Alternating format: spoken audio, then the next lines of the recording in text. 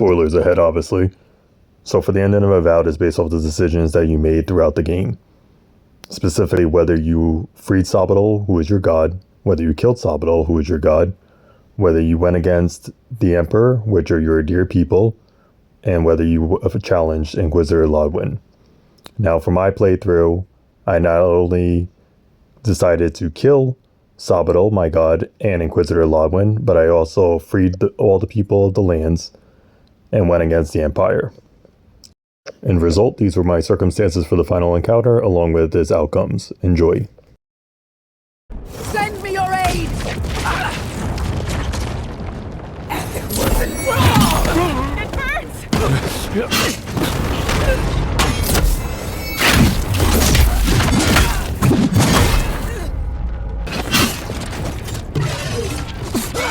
Again! Won't help me! One last time! It wasn't wrong!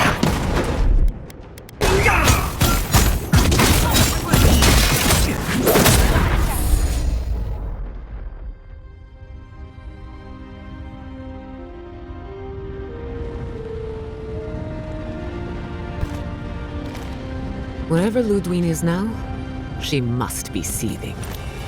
Of course, we'd be happy to kill her again, if needed. She's done for, but we're not. Whatever's next, we'll face it. Together. Gods, you're all gonna make me sick. But carry on.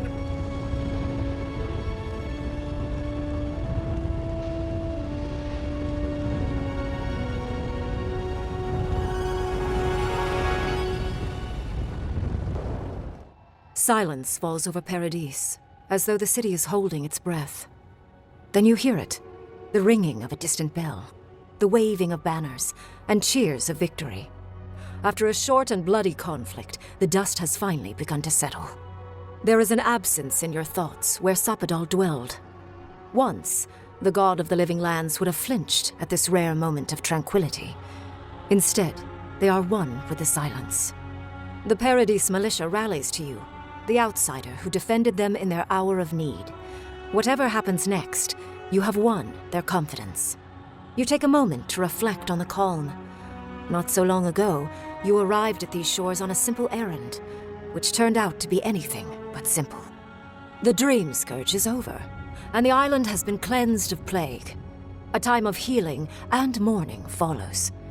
People look to you for answers about the source of the affliction. You tell them the truth, how the origin of the plague has been destroyed, put out of its misery, and leave it at that. Thanks to you, the living lands has escaped aedyr oppression.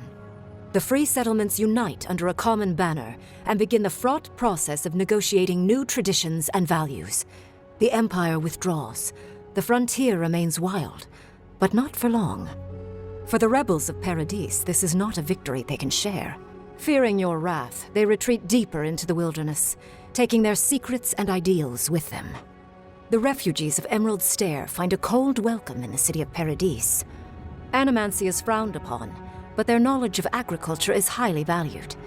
The first bountiful harvest improves relations. The ashes of Fior Messiverno continue to smolder. Scavengers avoid the ruins, fearful of spirits unleashed by animancy gone awry. The once promising city is nothing but a cautionary tale. For the people of Shatterscarp, independence is bittersweet. Those who cannot withstand the grief inflicted by Ringgrim's spell leave the settlements, vanishing into the wilderness. Those who remain find themselves forced to cooperate with others. Of hunger outweighs any distaste for certain trading partners. Solace Keep clings to its long-held isolation at first. But after mourning her friend Kostya, Mihala reluctantly deigns to open the doors of the fortress. Some dwarves greet newcomers with glee. Others still mutter darkly about outsiders. Mihala flounders in her earliest negotiations with the rest of the living lands, but slowly learns compromise. She develops a taste for Valian sweets. When Kai returns to Thirdborn, he's no longer running. He finds a town that's been diminished by struggle, conflict, and tragedy. He finds home. He helps repair Thirdborn's walls and train its defenders, carrying on Tama's legacy. And while his labors do not restore all that was lost, they build something new. With his travels alongside the envoy complete, Marius is left directionless once again.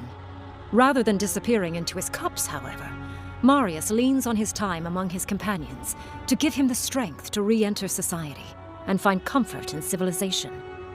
He establishes a route between Paradis and Thirdborn, guiding travelers between the two in return for money and supplies. And while he has a reputation for being aloof, he joins the campfires from time to time, sharing stories of his time with the envoy that most travelers believe are completely made up. Giada continues to improve as an animancer. She dedicates her work to the spiritual health of the living lands, nurturing instead of exploiting. Others follow her example, seeking her tutelage from lands far and wide. In the years to come, rumors spread of a secret society gathering in the wilderness, where animancers work in harmony with nature. The dream of Fior Mes Iverno lives on in her. No longer under the threat of imminent death, Yatsley returns to the Animancers. Reunited with her beloved Quilici, she helps him and the Animancers as they put their lives together after the attack on Fior Mes Iverno. Eventually, she even has something nice to say to Vidaro. As the days pass in contentment and relative peace, Yatsley is struck by the persistent feeling that something is missing. Though she still devotes herself to her studies of both the arcane and the godless, the restlessness never goes away. Alone in your thoughts, you feel endless opportunities stretching out before you. This is the freedom Sapadal never had. You promise to cherish it. The sounds of celebration pull you out of reverie. Many are waiting to greet you with open arms. You take a moment to catch your breath and savor it, because everything is about to change.